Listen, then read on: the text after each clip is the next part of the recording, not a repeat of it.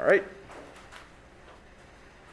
So, like I said, you'll hear me make reference to those. So if you have an allylic cation, that's just a cation spread over 3 carbons. It's going to be a double bond, and then another carbon that's got that positive. Okay, so what was all that for? All that was to explain this product, right?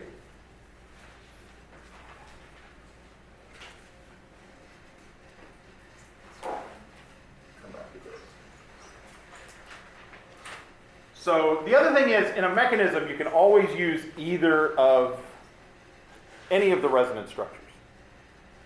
Right? In my mechanism, I can draw that resonance structure, or I can draw that. It's the same. If I draw this, I'm drawing that, and vice versa. Okay, but this makes it pretty obvious how we get that product down there, right? The bromide, instead of attacking the secondary carbon, attacks the carbon out on the end, and that gives us that. There's a third product. What do you think it is?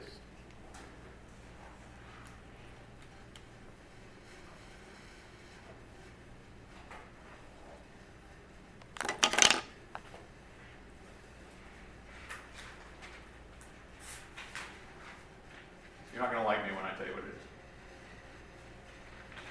Is that the one with the 2 BR, 1 stakeout, 1 stakeout? Yeah, I think. Okay.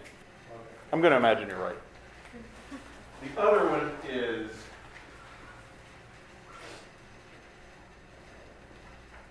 that? No? Okay, sorry. That's the other product, all right? It's just a geometric isomer. So you got an alkene. There's no cis or trans on this alkene because you got 2 H's on this carbon. Here, each carbon has 2 different substituents, and so you can have trans, which just means, in this case, it means the 2 H's are opposite one another. Here, this is going to be cis. The 2 H's are cis to one another. Okay. 3 different products. The dirty little secret we don't tell you enough in Orgo 1 is that most chemical reactions give multiple products.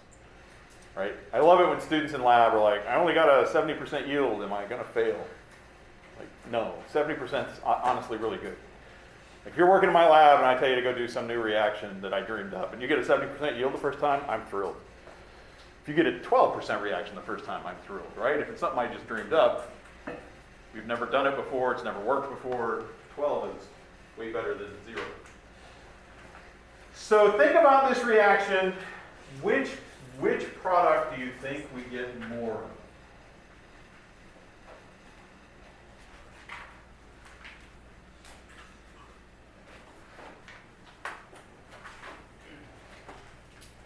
Yeah. Trans. Yeah, so the trans, this actually will usually be, so now it's going to get even worse. That trans alkene in this particular reaction will often be the major product. The reason is it's the most stable. All right, so you may have covered this in Orgo 1, I hope so.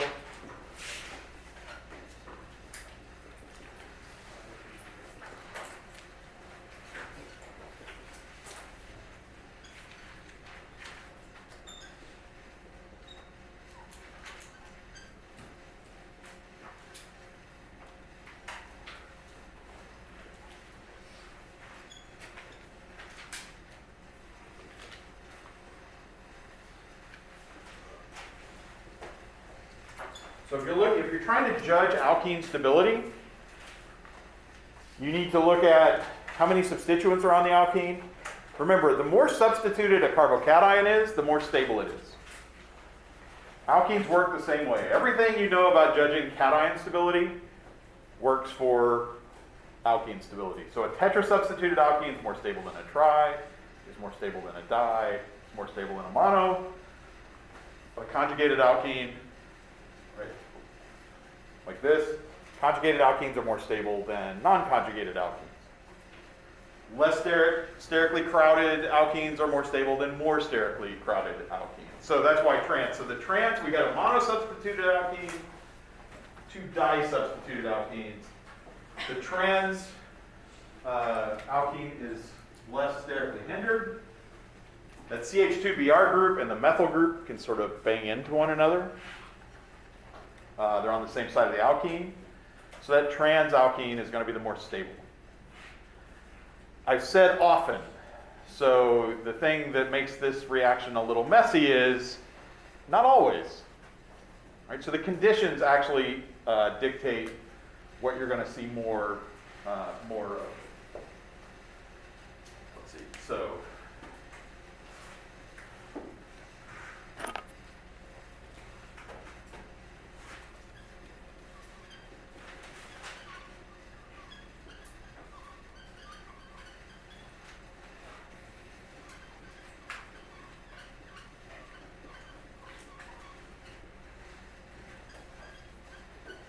you guys, before, if you just read chapter 16, so you've seen this, that's good, glad. Before that, had you heard these terms? Kinetic versus thermodynamic? 'Cause some of you in Orgo 1 will have, some won't. So some definitions first.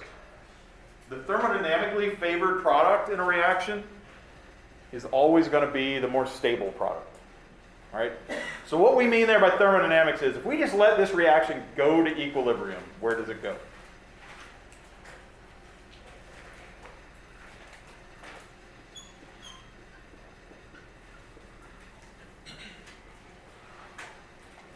So the thermodynamically favored reaction is always the more stable product.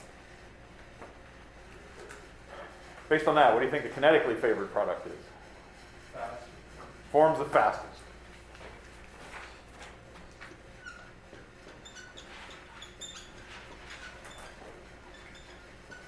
When do we want to consider these? When do we have to consider this? No, not like what conditions. When do we even have to pay any attention to kinetic versus thermodynamic? Which one's favored? It's kind of it's more of a philosophical question. We only consider this, so I want to go back to this. Temperature is what we're going to use in this particular reaction. Temperature is going to tell you which one we have. We only have to consider this, though, if the two are different. So let me ask you this. What happens if the product that forms fastest is also the most stable? That'll always be the major product. Right, that's the product. We don't call it the kinetic or thermodynamic. That's just the product.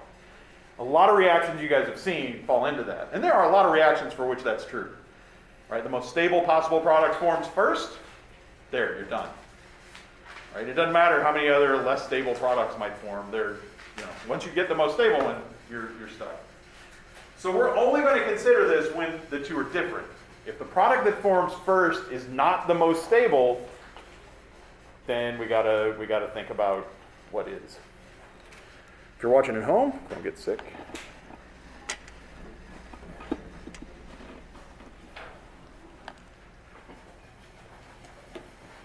It's like effects. If you're watching at home and want to know what's on the other board, pause and rewind. Okay. So basically what we're saying in this reaction, or what I'm telling you is, the kinetically favored reaction forms first. So I'm going to draw an energy diagram. Actually, come over here and draw an energy diagram for this first reaction. I drew this the other day, right? I did a reaction similar to this. The reactant and the product have the same energy. Stability, the more stable you are, the lower on the diagram you are, the less stable you are, the higher on the diagram you are. That carbocation is way high in energy. It's like a mountain. I'm going to walk from one village to the next over the mountains. I'm going to go through a mountain. I'm going to go through the pass, right? I'm not going to climb the peak to get to the other village. So let's look at then the reaction energy diagram for this. I'm now going to just refer to the trans. The cis is on here as well, but I'm going to ignore it for right now, okay? The cis alkene is also formed a little bit, but I'm going to ignore that. So reaction energy diagram for this. Well, I'll give you guys like 2 minutes to draw this. Remember, reaction coordinate is just CBr length, the CH length, the HBr length.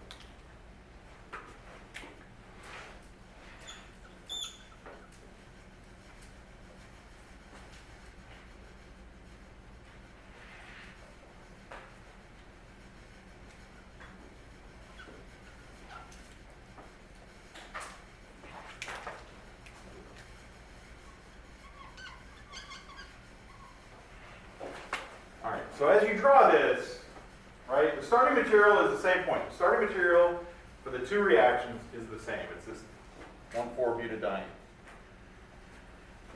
We've got two different products, and remember over here, I said that the thermodynamically favored product is the internal di-substituted alkyl.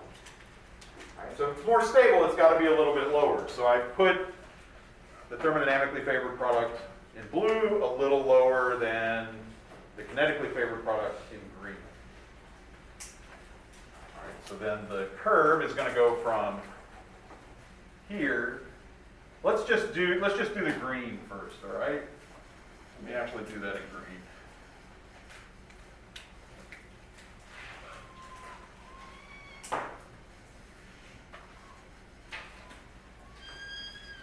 Sorry. All right, so there's my curve for the kinetically favored product. It's the same looking curve as the one over here, right? Cation, you got one intermediate. You got a carbocation intermediate, that thing's in the middle, and then the bromide attacks that. So that's my curve. So I'll even draw this in.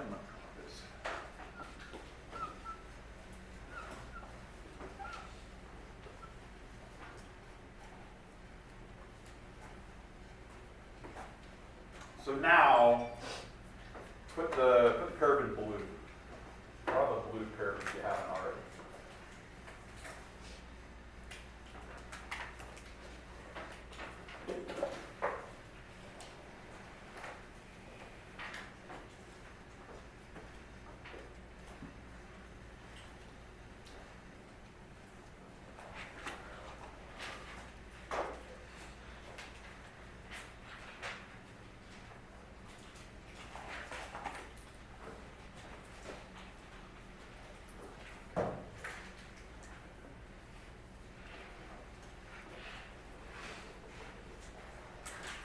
All right, is the curve to get to here, is there any difference? Nope, there's not. From the starting material to the intermediate, everything is the same. It's the same curve, which I can't really properly draw. This is supposed to be the same, right? All right. Blue and green together. So the difference then is from the cation on. And if we're just drawing the curve down to the blue, we've said that the green product, the monosubstituted bromide, is kinetically favored. So it's got to form fast. Sorry, it's got to form faster. Which means this gap has to be less. So the blue curve's got to come up above that. Right? The rate of the reaction is going to be proportional to the energy of activation. To go from, in this case, from the same cation to the product. So this has to be higher, and then the final energy has to be lower. So your curve's got to look like this. Right. Higher energy of activation there, so it's a slower reaction. Formation of the di-substituted alkene is slower than formation of the monosubstituted alkene. But once it forms, it's more stable. And so what you can imagine, right, the diene and the monosubstituted alkene are sort of about equal in energy. And so the reaction just kind of goes back and forth. Right? If I've got enough energy to form that monosubstituted alkene, I might have enough energy to go backwards. And if I do, if I keep coming back here enough, eventually I'm going to get down to the lowest point. Is that clear? All right, why, physically, thinking about the reaction mechanism, why might formation of that why might formation of the kinetic product be faster? Why is that faster? It's a secondary lytic, a little It actually doesn't have anything to do with how stable the cation is. It's tempting to think that, but it's not. Has a lower activation. It does have a lower activation energy, but why? That's what I'm asking. What about the molecules? Because it doesn't move through a resonance structure? Like in the other one where you It's do the resonance it's close. structure? I'm gonna, in the interest of just moving on, I'm gonna take that. But there's something about the way you said that might, a lot of times, like words. So I am an organic chemist, bit of a nerd, maybe not a bit, socially awkward. So the drawing molecules is better. It's how my wife and I communicate. She's an organic chemist as well. It's all right. Her life would be very hard if she wasn't. Anyway, it doesn't have to move through the resonance. It just is. Like I've drawn the cation this way, but really I shouldn't have done that. I should have drawn it this way.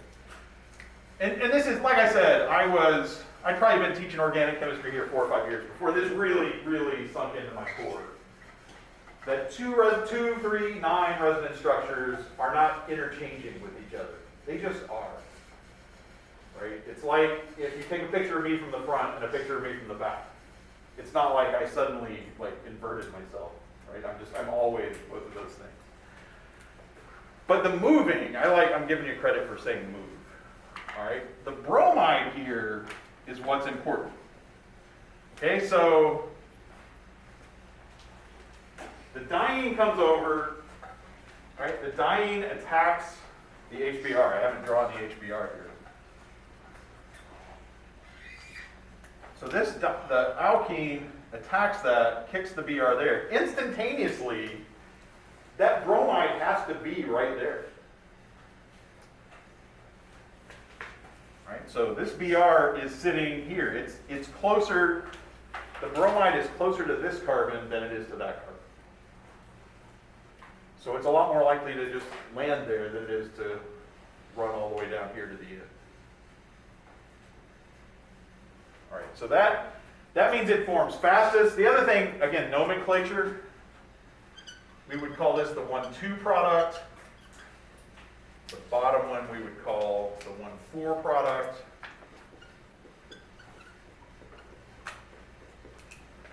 Right? And if you think about this, where is the H on this one? It's there. Where's the H on the green one? It's there. So the HBr that adds on the kinetic product, H adds to the 1 position, Br adds next to it, 2 position. On the 1,4, H adds here to the 1, 2, 3, Br to the 4. Yeah. So if you had the right conditions, say your temperature was high enough, whatever, would you only get the 1,4 product? Yeah. You can get any of the 1,4. Right. So that's the next thing in theory. Yeah, that's the next thing to finish up with. Yeah. So why doesn't that have to do with the stability of the carbocation? Is it just 'Cause the it's- difference is too small? Because it's one carbocation. You don't have a secondary and a primary. You got one carbocation. Right? That allylic carbocation is a single thing. It's not a secondary and a primary. It's a single cation. Okay, so how do we figure out which one we get more of? Just tell me what is favored, right? You guys are chemistry students. I'm a chemistry professor. Our natural relationship is I'm going to give you, what you think of is I'm going to give you tests. You want to know what you need to write to make me happy. There's nothing you can write that's going to make me happy, but those are bigger issues I have. I'm kidding. Kidding at home. Don't show this to the dean. I do occasionally get recorded saying things I probably shouldn't. Anyway. But I'd rather record myself. I don't want one of you all to have to bust me. I want to bust myself. So, how do you know what product to draw? So the actual answer to your question, can I do this reaction and only get one product? The answer is probably no. All right, like there are 3 different products. There's a 1,2 product, and there's 2 different 1,2 products. You can get dienes.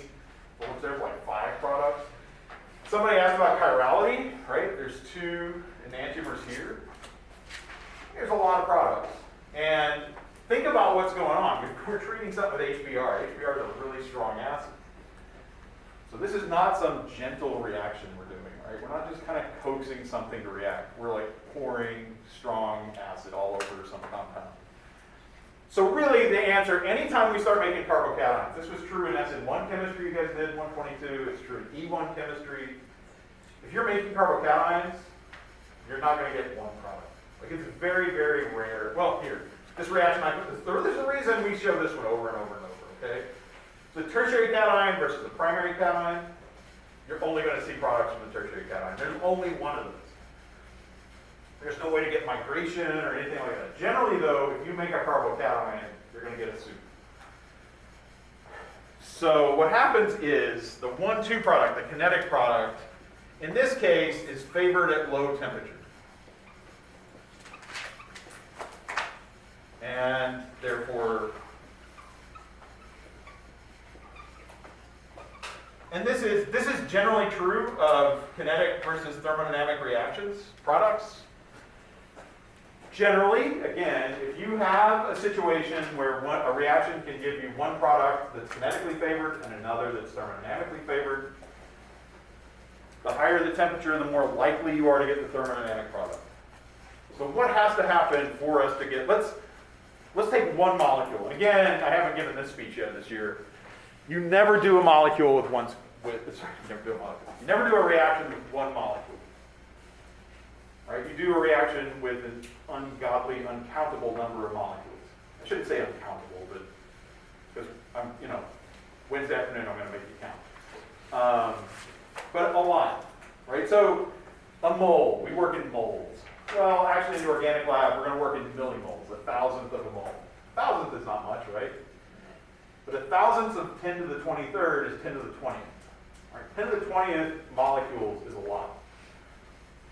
And that's what we're talking about here. We've got like 10 to the 18th or 19th. Really tiny, tiny scale reaction here. 10 to the 18th or 19th moles of this. All right, so everything that happens is going to be sort of statistically distributed.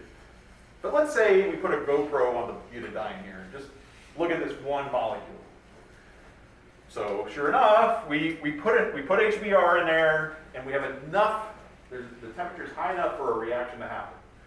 So HBr protonates the diene. We get to this intermediate. Again, this intermediate is very high in energy. The first barrier, protonation of the diene, this is way higher than this second barrier. So if we get to the intermediate, we're going on. We're not going to stop at the intermediate. All right, so this one molecule reacts, and it becomes the green, the 1,2 product. And there things lie in less water. What has to happen to go from the 1,2 product to the 1,4 product? What's that? Has to go back. So the other thing in this whole kinetic versus thermodynamic product thing, the back reaction has to happen in order to get the thermodynamic reaction product. Okay, so once I'm here, here's me. I have no mouth or nose. All right, I'm on this molecule. If it's cold enough, if I can't climb this hill, then I stay here. All right? If I can't go backwards, I cannot become the 1,4 product. The 1,4 product doesn't form by the Br just magically hopping down here. In order to go from the 1,2 product to the 1,4 product, the bromine has to leave. We have to go back to our cation, and again, with the Br minus. And when that happens, it's just like the SN1 reaction. Again, I apologize if your professor didn't tell you this. In the SN1 and the E1, where the leaving group leaves first and you get a carbocation, the overwhelmingly most likely thing to happen next is for the leaving group just to come back on. Like that is going to happen. We don't talk about it because it's boring, right? Leaving group leaves, comes back. We've all known a couple like that, right? So, leaving group leaves, it just hops right back on. We don't talk about it until the leaving group like goes down the street. Okay, so now the BR would have to come down here and do that. And that would get us down to the thermodynamic product. So the higher the temperature, the more likely we are to see the back reaction. All right, it's like raise the temperature, the back reaction becomes more likely. So if you want the kinetic product, if you want that kinetic product, like my goal is to make the kinetic product, again, you're never making 100% of the kinetic product. But if that's my goal, I do this reaction as cold as I possibly can. All right, so you guys so far have just had organic lab, where the goal is to get out as fast as you can. So in real life, my goal is to make this product as pure as I can. So rather than, hey, I want this thing to be done by the end of the day, I'm going to do that reaction to like minus 78. Does it go at minus 78? I'll wait a week. I'll just sit here, I'll wait, I'll see how it goes. At the end of a week, maybe I have like 95% kinetic product. Cool. Like I could have gotten the reaction to go to completion in a day at room temperature. I could have gotten it to go to completion in an hour at 100 degrees, but I'm going to get mostly the thermodynamic product. Now, the thing, actually, wait, you're going to ask something. Sorry, would the cis just fall in between the two? Yeah, the cis, that's a good question. The cis kind of just shows up, right? It's less stable than it's less stable than the trans. It's probably more stable than, it is more stable in this particular reaction, it's more stable than the 1,2 product. So it's just in between. All right, now here's the thing. What is high temperature, what is low temperature? I'm going to tell you in this class, I will actually write this down.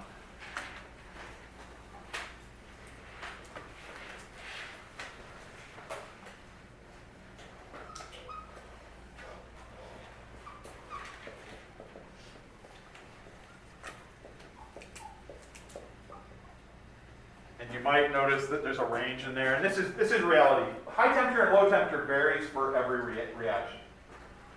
Some reactions, 0 degrees is hot. If you try to make an enolate, which we'll talk about later in the semester, at 0 degrees, you're probably going to have a problem. For other reactions, 100 degrees may be cool. Okay.